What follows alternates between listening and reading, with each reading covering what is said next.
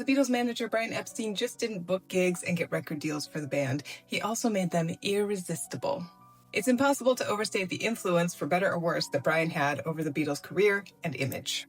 When Brian met the Beatles, they were a bit of a rough-and-tumble group. Dark jeans, leather jackets, and getting up to all sorts of antics on stage that was fine for the nightclubs of Hamburg, but wouldn't fly for professional, serious musicians. Brian was the opposite. He had a good eye for design, always dressed in a suit, and liked classical music.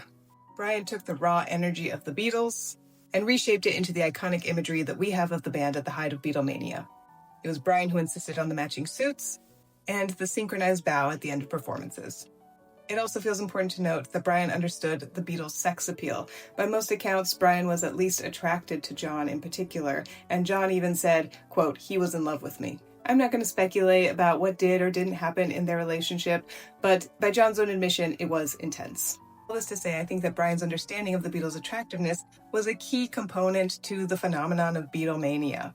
Brian took the edge off, put them in suits without totally neutering their sexual appeal, so girls could scream without their parents completely having a fit. This is part of why the Beatles were as big of a sensation as they were.